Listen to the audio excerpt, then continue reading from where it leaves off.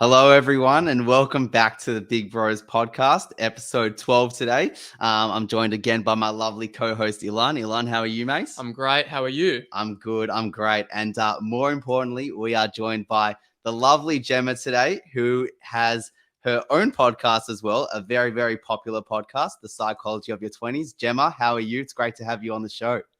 Thank you so much for having me. I'm so excited to be on the show. I'm a massive fan of your work. You guys are having very important conversations. So I'm super pumped. Oh, thank you. And as are we, a massive fan of your show as well, which is why we thought we would love to have you on the show and discuss all things psychology, mental health, relationships. So I guess that's what most people can expect to hear from us today. Yep. I think as we started off, we want to know a little bit about yourself. So we want to know who you are, how old, where are you from, that sort of thing. Just a brief synopsis. Who is Oh Jemma? yeah, my autobiography. It's so funny. I normally don't actually talk about my age very much. I know it's so weird, but I'm only 23, so I'm pretty early into my 20s.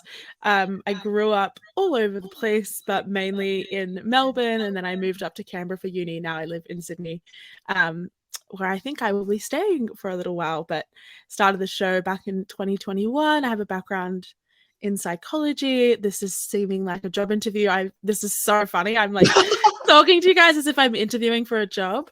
But yeah, I have a background in psychology, and that's where the idea for the show came from. And now we're here.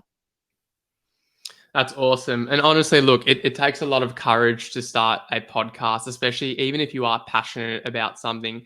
How did you kind of overcome that feeling of, hesitation to want to start that podcast?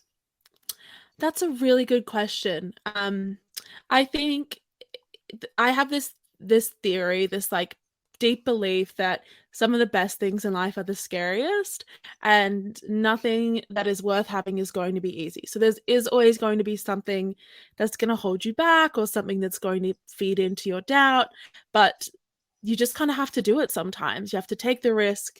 You are more likely to regret something you don't do than something you do. And I also think when I was kind of starting the show out, I had such amazing friends who I always knew were going to encourage me and support me no matter what, regardless of if people thought I was cringe or thought I was lame, or, no one listened to me. I was just like, well, this is something I want to do for myself. I want to have a bit of a audio journal of what I'm going through in my life. So I'm going to do it just for me and for no one else. Oh, yeah. Brilliant. No, I totally agree. I think, yeah, we would like to say as well that we're, I think, also quite curious. We like to see ourselves as risk takers, but I don't think I've always been a risk taker. Like in school, in my upper year levels of school, kind of just kept to myself a little bit. I think, went through phases where I maybe held back from stepping out of my comfort zone. So was that something you were also like in school, or were you always like that go-getter? You'd step out of your comfort zone, risk taker, didn't care what anyone thought? Or was that something you reckon you developed a little bit later? Oh my goodness. Audience, these guys are so good at what they do. These are such killer questions. I already knew what you were going to ask me, but this so good. When I was a teenager, I think I was very similar to how I am now. I'm a very focused person. I don't know how I got to be that way, but I just am someone who, when I set my mind to something, I need to see it through. My parents call it stubbornness. People say I'm impatient, but I do just think it's a good quality just to have that kind of one-track mind. I was very academic at school. I was a bit of a nerd. Yeah, I was a bit of a nerd. I went to a little public school in Melbourne, and it's called Princess Hill Secondary College, and it didn't really have a massive academic focus. Most people were interested in music or the arts, or mainly those two things. And I kind of was a bit of an odd one out because I was really hell-bent on becoming a politician and getting a scholarship to university in Canberra. And obviously my life is very different now, but I think that everything really did happen in the exact way that it wanted to, in the exact way that it should have, and it's worked out really well. Well, I think that's the beauty about, your early 20s, especially your late adolescence as well. You can take so many risks, and you're encouraged to take risks because, in a sense, you don't know what doors it will open up, because you might go to uni, you might study a certain degree, and you think you may have a certain job lined up, but just taking on new ventures can open up so many things. What do you think it is about the 20s specifically, and like the importance of taking those big risks, like, you know, potentially sacrificing it all? What do you believe is like so instrumental about that age? Yeah, that's a fabulous question. And it's something that I talk about quite a bit because you guys took a risk by doing this podcast. That's for sure. And Yeah. it's paying off already. Like you're making such great quality content. I think you're very welcome. I'm just showering you with compliments. It's embarrassing. Oh, we now. love it. We love Beautiful. it. It's very nice. Anyhow, so I think our 20s are this like incredible decade where for most of us, it's like a blank sheet of paper, the first decade of adulthood. You don't have kids. Most of us don't have mortgages. Most of us, you know, we have HEX debt and that kind of stuff. But in Australia, it's you don't really have to pay that off very quickly, at least. You do I eventually. don't know how old we'll be till we finally pay that one off, Oh. but that's a story for I think another we'll be, time. I I think think I'm- we'll realistically be dead, mate. We'll be in the ground. Yeah, I'm the same. I looked at my HEX debt the other day and I was like, ugh. But I was like, Swear. I'm gonna leave that for another time. Yeah. And I just think it's crazy space in which everything in the world seems open and there is very little holding you back. For most of us, there's definitely things that would hold us back. But I think that we are so optimistic in this decade of like everything's gonna work out for me. I'm ready to make mistakes. I'm ready just to take a huge leap of faith. And it's the best decade for that. It's the easiest time, I think, to take a risk before everything gets a lot more complicated. So it's why I really encourage people on my show to do those things, to do something that's a little bit scary, to maybe quit your job or pursue a hobby in a way that's you're really serious about it, or, you know, move overseas. Like the world really is your oyster and there's very little holding you back during this time, I would say. Yeah, no, exactly. And I think like when you're in school, you're coming out of school, you're kind of expected to know what you want to do already. And the reality is like none of us really do know. And it's just about taking those risks and discovering what your passions are. So I think like something we've tried to tell our listeners as well is, you know, don't feel ashamed if you don't know what you want to do in your 20s yet already. Like there's so much time. So just try new things and don't really be scared of failure, because you either win or you learn. In my opinion, you don't lose. It's all going to be a learning experience as well. So for you, like, what do you reckon was the biggest like mindset tip that you've like implemented to navigate past that fear of failure? I love that saying, you either win or you learn. And I think that's an incredible mindset to have. I think the other one, in terms of my like mindset towards failure, is you can always try again. And I do really love that I think in some ways it also is very similar to that mindset of you either win or you learn, right? You are going to experience failure no matter what. It's inevitable. And if you're basing your self-worth, if you're basing your character off of your next failure, you're always going to be disappointed because it's always going to come. So I think it's about accepting that things aren't always going to work out in your favor, but you can make the best of a bad situation. And the other one I think that ties into this is sometimes it's not just failure that we're concerned about, but judgment from other people. And we see that someone's negative judgment of us, or, you know, whatever they want to say, or trolling or whatnot, we see that as a failure, and we always want to please those people, and it can really kind of hurt our feelings. Yeah, it's so easy to get hurt by those trolls and by those comments. And I mean, well, I think the whole adventure about us starting a podcast as well is we told ourselves that it is a bit of a milestone when you do get trolled, when you do get those hate comments. It is. And it is. Any attention's good attention, hey? That's something that we've tried to employ within ourselves, because we've noticed that those criticizing us may very well be people who haven't started a podcast, who haven't taken those leaps of faith. Whereas those who are above us, who have maybe developed more of like, you know, a podcast craft, they only want to help us. And that's, you'd see that is the clear difference. But the fact that, you know, if we're able to kind of entertain some sort of conversation from listeners that they like what we're speaking about, even if they don't like or agree what we're speaking about, the fact that they're thinking of us, I think for us, that's like a huge, huge indicator that we're doing something right.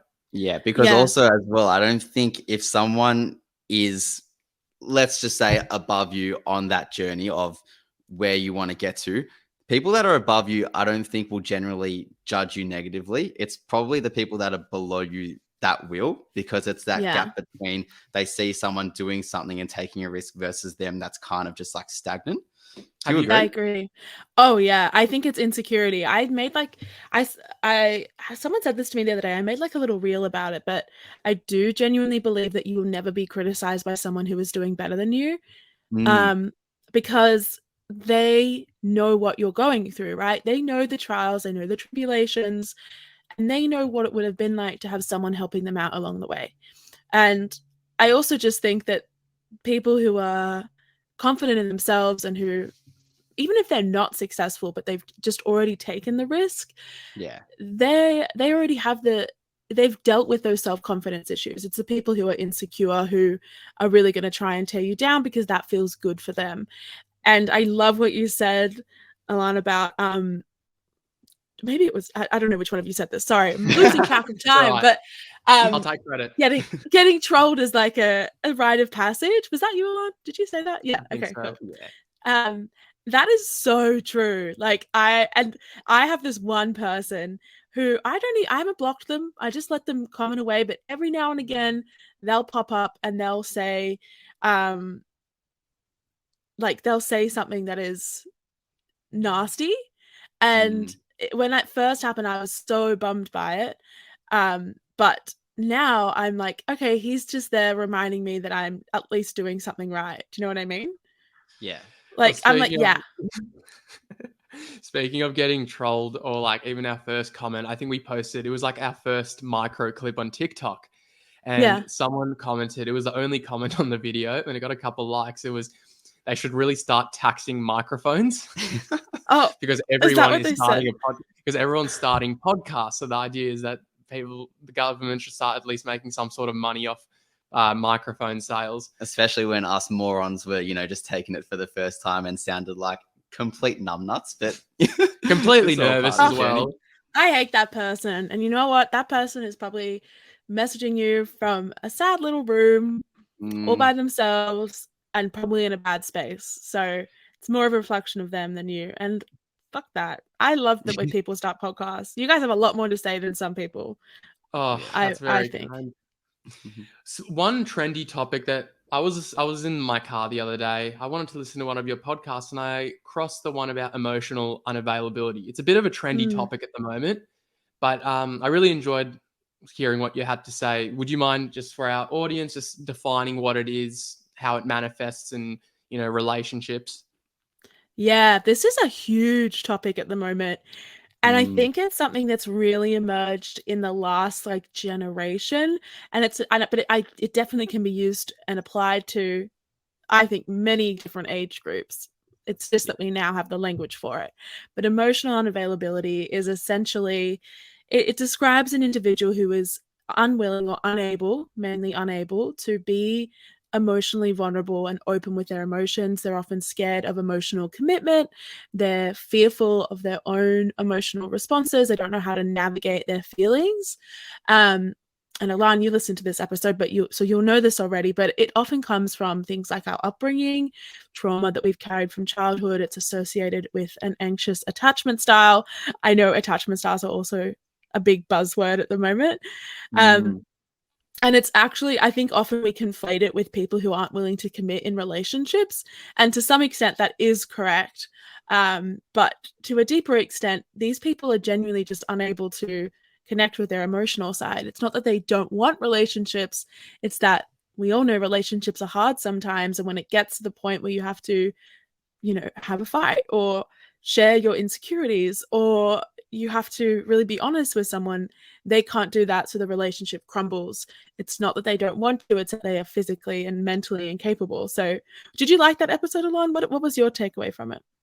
I really enjoyed it. For me, it got me thinking about the whole idea of, if you want someone who's emotionally unavailable to open up, I've always pondered, is the best way sometimes the hardest thing you can do with someone who struggles with their feelings is to push them further. You kind of want to nurture them and entertain, the thought of letting them be comfortable first before letting that side out, rather than pushing them. Because I feel like I think a lot of modern day relationships, a lot of men have trouble opening up. A lot of men don't feel the necessity to even speak about their feelings, and a lot of relationships can break down because one partner might be, forcing their, other partner to open up.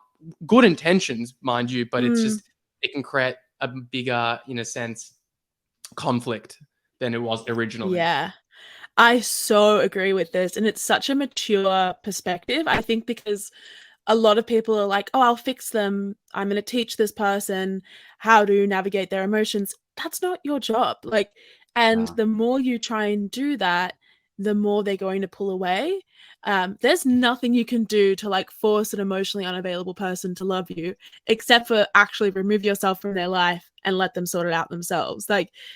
And all that's going to happen is then you almost feel responsible for their future emotional reactions because you're the one who had to teach them how to navigate that.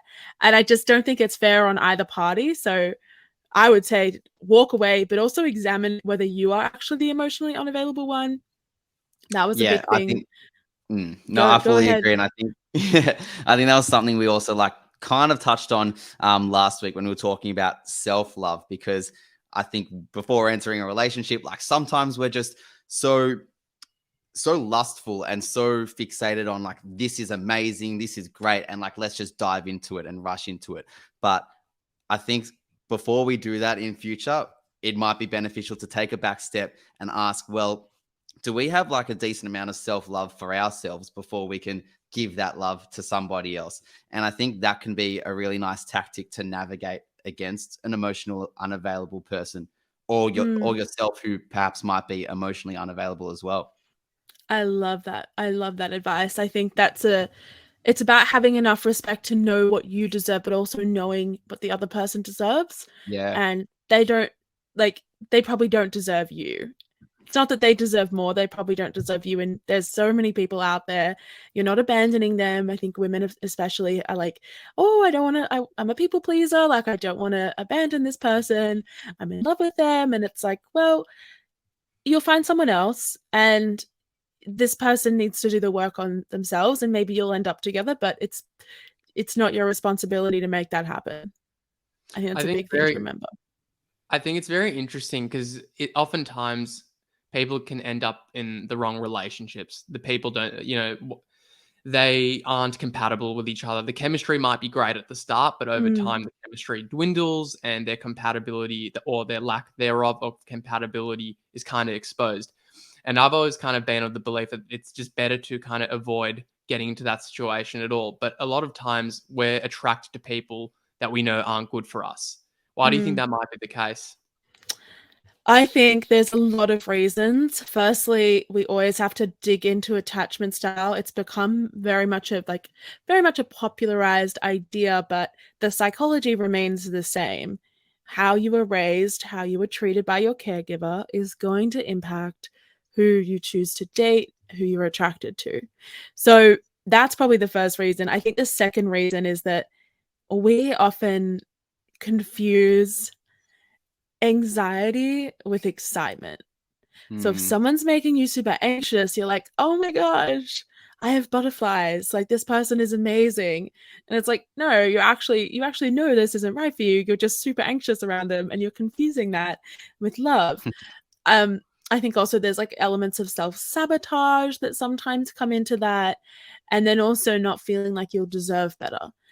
If your self-confidence is low, if you haven't perhaps done the work that you need to do, that everyone will need to do. And I don't think it's anyone's fault. I think everyone will come to that point where they need to do the work at some stage in their life, but some people are just on different journeys. But if you haven't, these people that you're attracted to are those who trigger that emotional response in you because you still don't feel good enough for them, and you're constantly going to be wanting that relationship to continue, wanting that person to want you, wanting that person to treat you better, because you're going to see that as I've won. If I can get them to treat me the way I want to be treated, I don't need to actually do the work on myself because I've done it. Like I've won, I have my person. And then later on, even if you do manage to do that, it all goes to, can you swear on this podcast? It all goes to crap because then you're just, it just goes in the bin because you haven't actually created a stable foundation.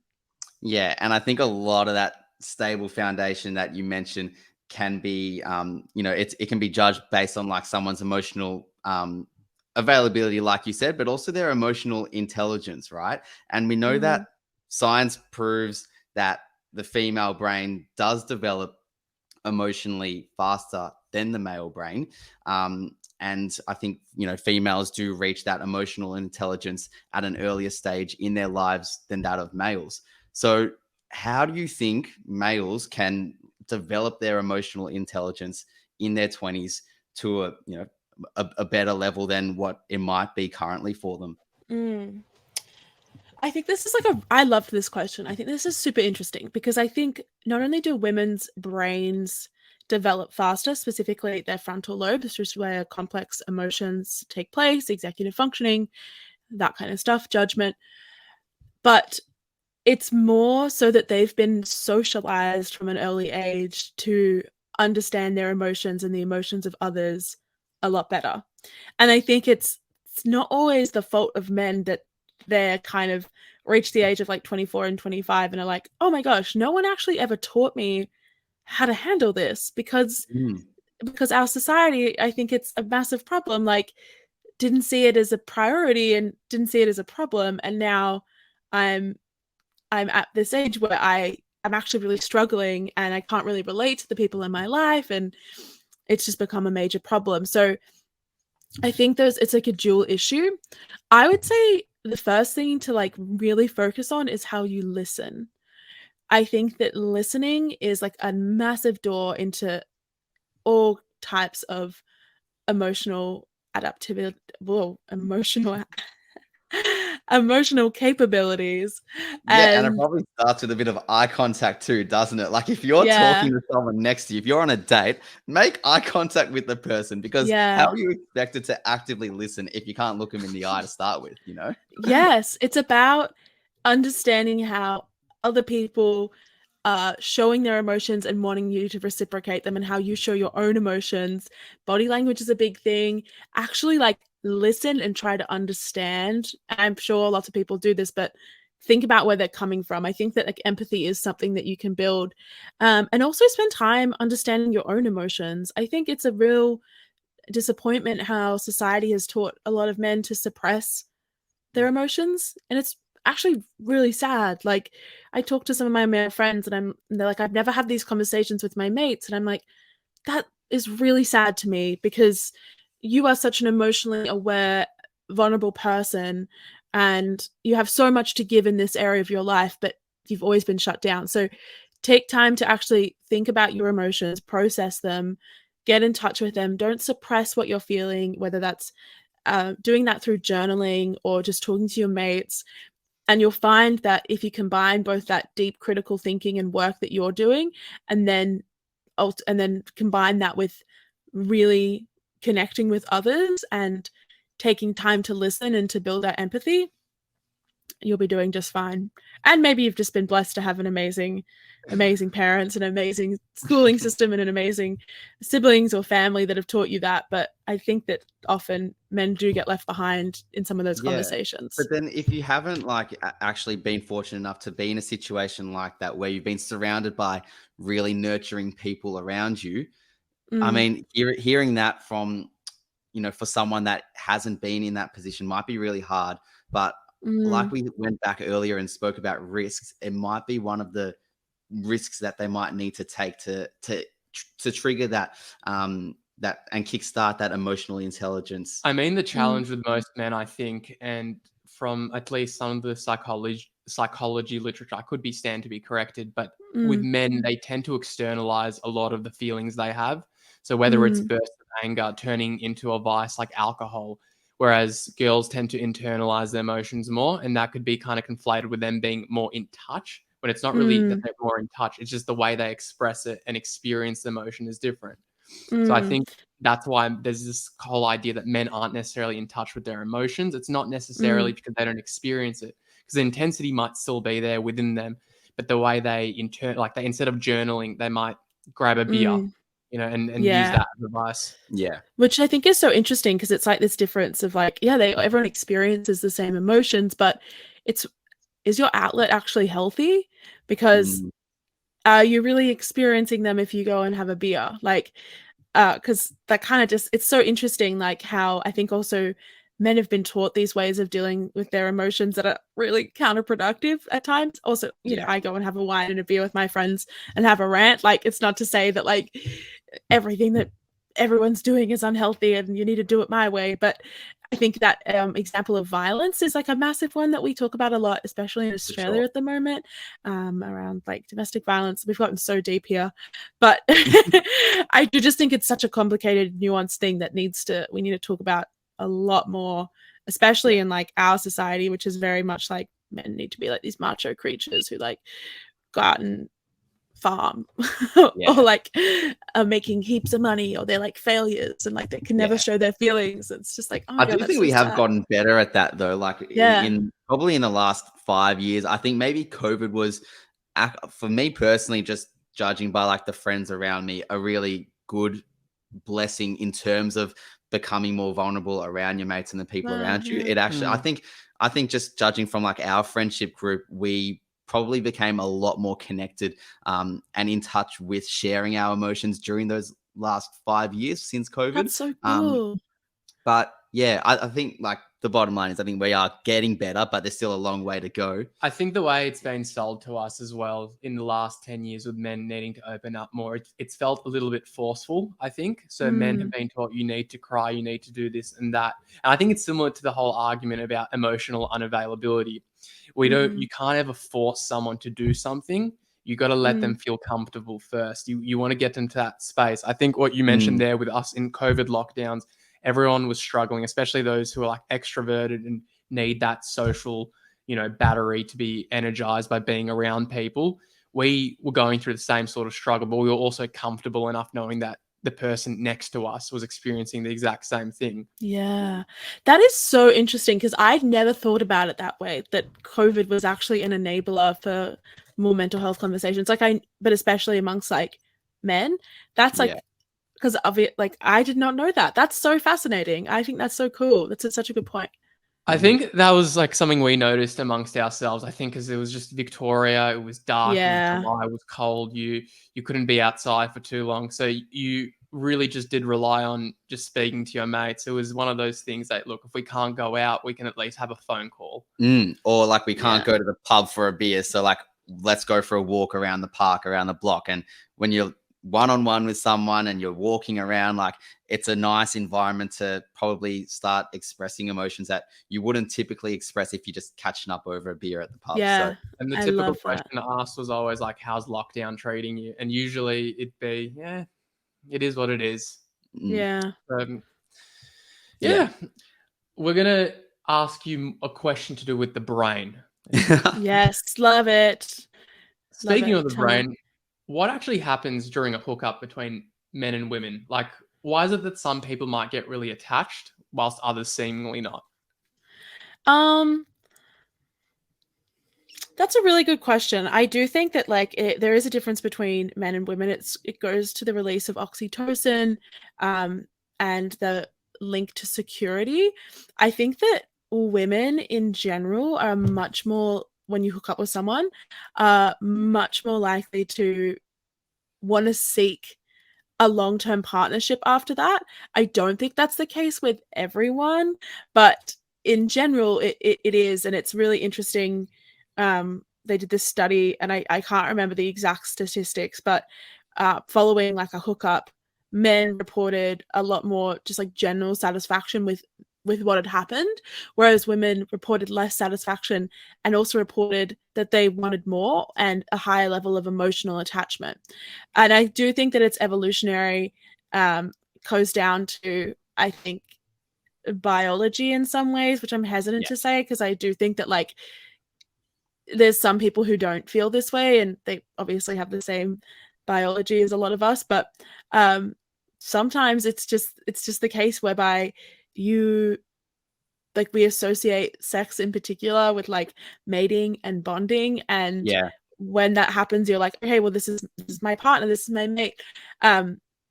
Although I do also think it's like very societal as well, that's like influenced our brain activity in the sense that there still is this like narrative of like women have this like massive pressure to like get married and have kids. And even in my life, like I'm finding that with a lot of my friends at the moment, like Really already. suddenly, yeah, everyone's getting engaged, and I'm like, oh my gosh, this is just, I'm like, I'm not prepared for this right now.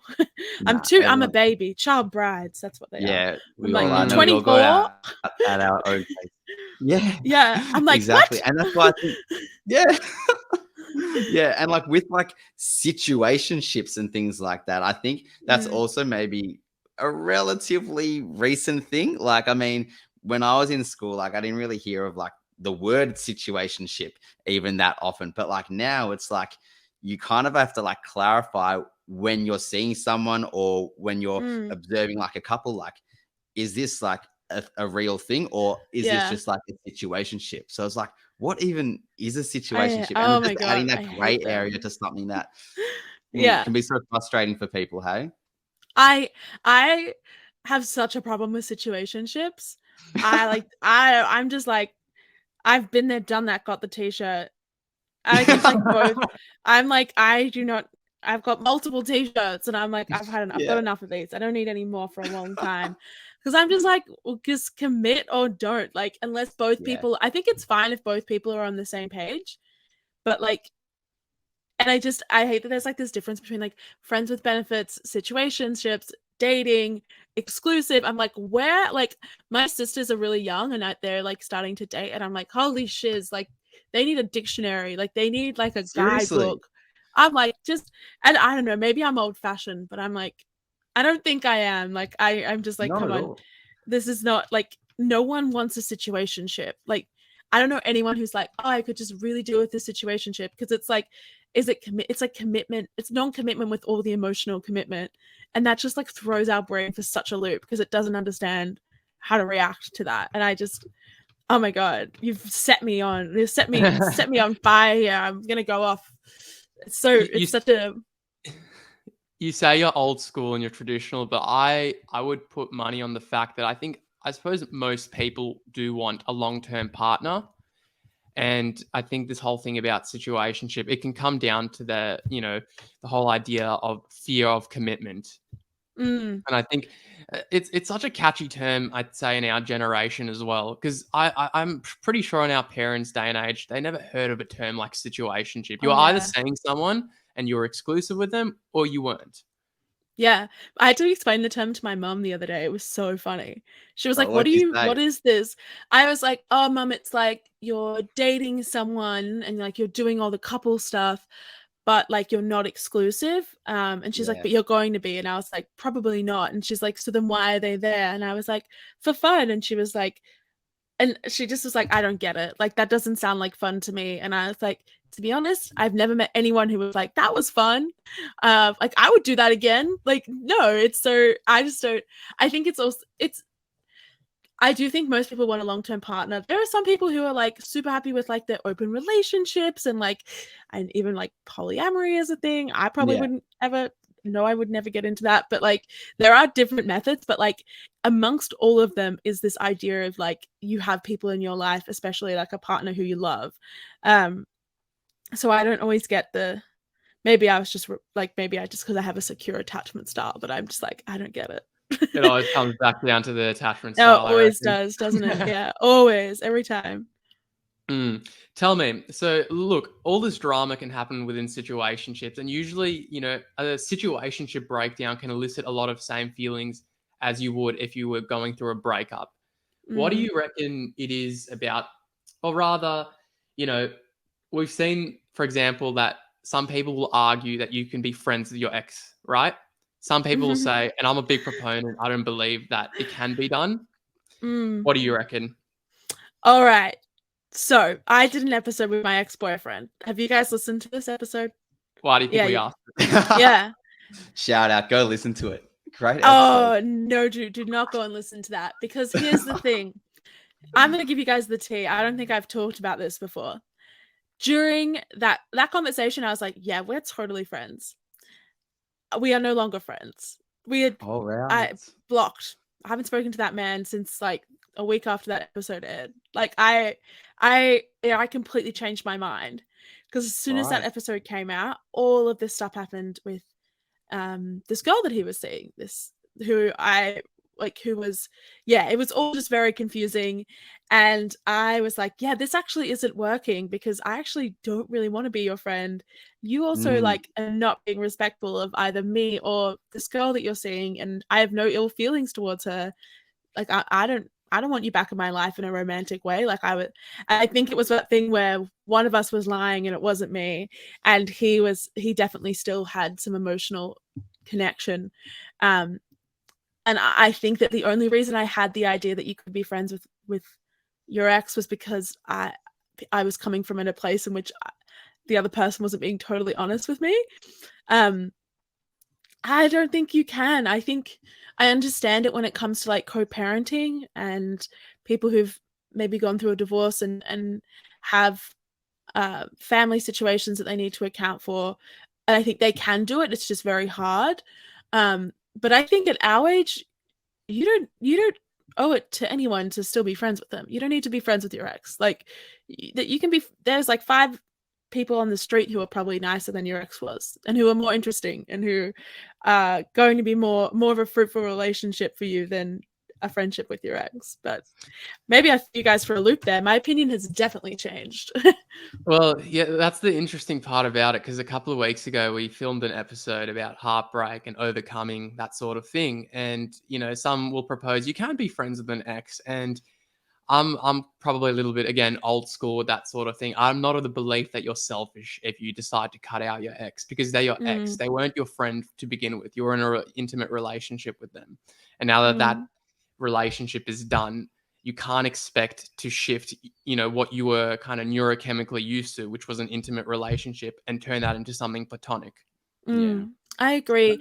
I do think sometimes like something I struggled with was being like, wow, this person taught me a lot, and then what, they're out of my life, like then we're done.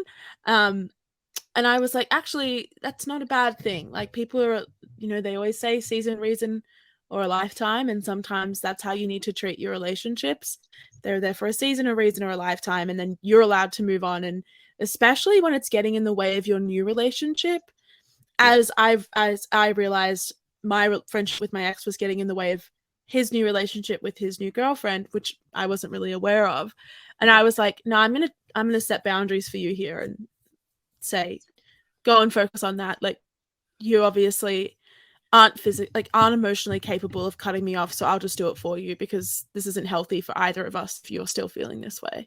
Yeah, exactly right. And that's one of the things we touched on as well, because when we heard about, the fact that some people proposing that you can be friends, we were like, well, is it wise? Because it might be doing a disservice to the person's now partner.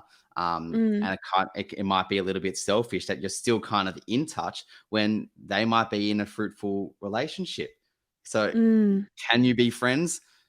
Maybe. We are of the belief you can't. I think anyone can be friends. It's whether it's wise to be friends. Yes. And I think we're all the belief that it's not. Obviously, as you mentioned earlier, there's people who have to, they're going through a divorce, they've got kids, and for the sake of civility, it's a different scenario. Exactly. Yeah. And again, those cases definitely differ. But yeah, as you said, when you're in your 20s, it's very easy not easy, but as you said, you can pick 5 people off the street, and chances are they might have better friendship qualities than your now ex. Yeah.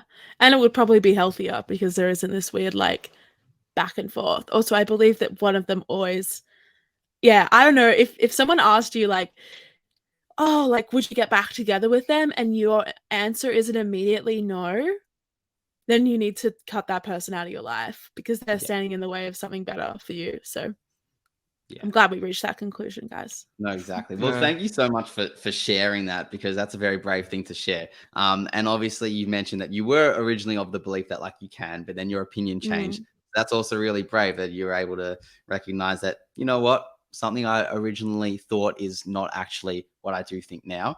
And that takes a lot of courage as well. So for you, was it a matter of, yeah, just hitting that block button, or was it something that you felt like you had to talk about with them prior to like cutting it out? It was kind of a complicated situation, and I didn't ask his permission. I just expressed some frustration at a situation that had happened that had Yeah. put me in a really awkward position, and also my show in an awkward position. And like, I'm not going to go into detail because I don't think that's fair. Yeah.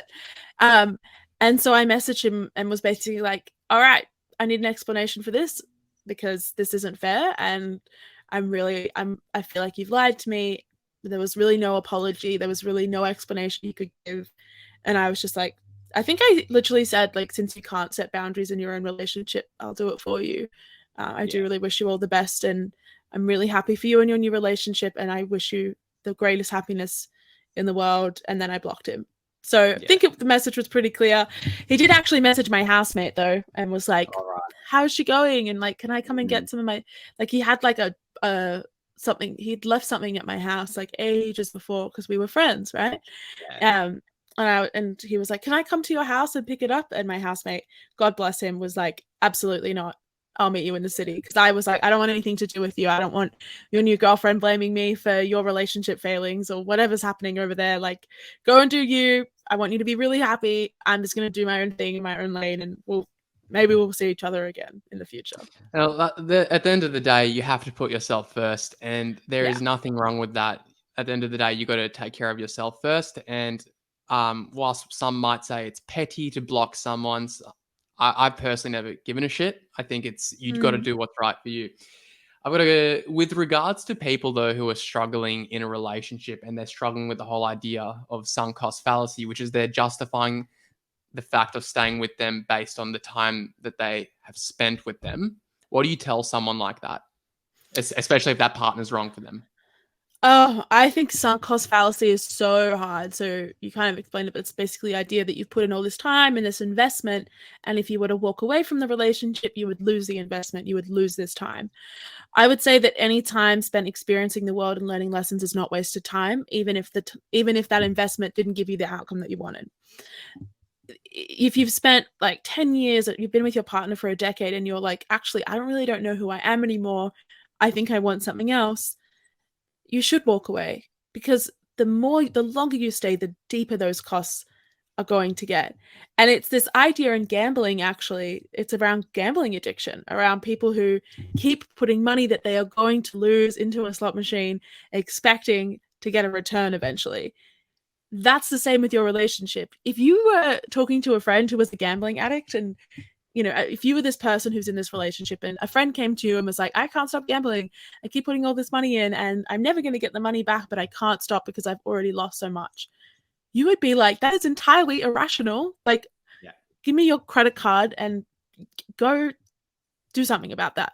And I would say that that's the same with a relationship. You've still taken things away. You've still had happy experiences. You should leave. You should walk away.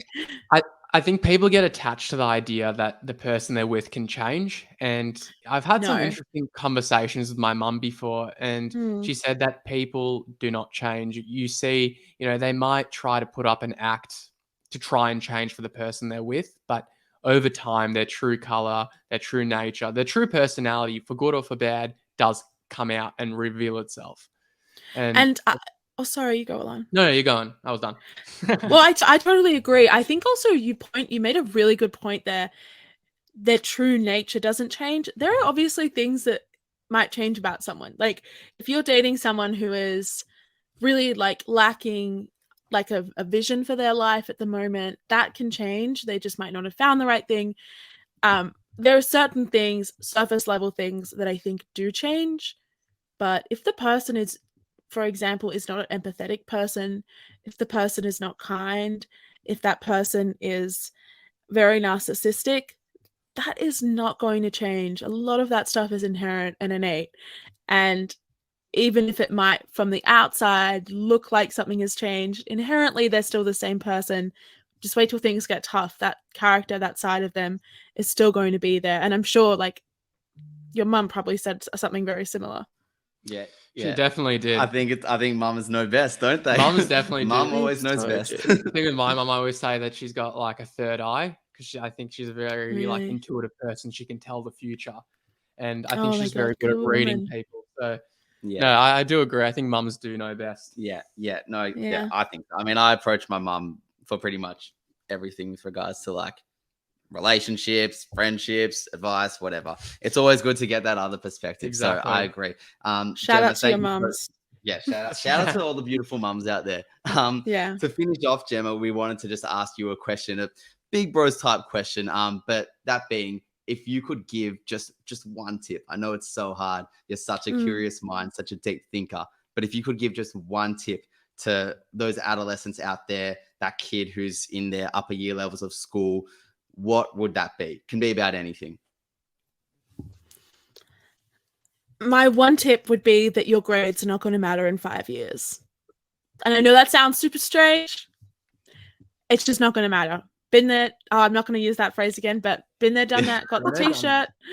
My favorite phrase at the moment, it's not going to matter. And even if you fail, if you do really well, people end up in different places. There's a lot more to life than your academic success. No, I couldn't agree more with you. But the ironic thing is I'm doing my honors now in psychology and I'm stressing my life out. But that what probably I do does tell matter a little myself, bit more, Ilan. it might, but in 5 years' time, I might look back on it and have the same perspective. It was only uni. Yeah. Gemma, we want to say a huge thank you for coming on the Big Bros podcast. It's been an absolute pleasure. Can you tell our lovely listeners where they can find you? Yes, you can find me on anywhere you get your podcast, Apple, Spotify, iHeartRadio app.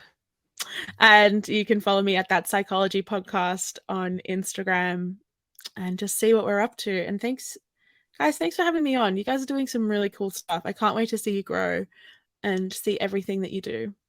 Oh, we So appreciate excited. that. Thank you for those beautiful words and thank you for such a great chat. So thanks to everyone for tuning in today. If it was your first time listening, we hope you enjoyed. And if you really did enjoy it, feel free to share that with someone else that you think might enjoy this as well. And go check out Gemma because her stuff is incredible. And she's a massive inspiration to us as well. So thank you, Gemma. And yeah, we look forward to speaking to you soon.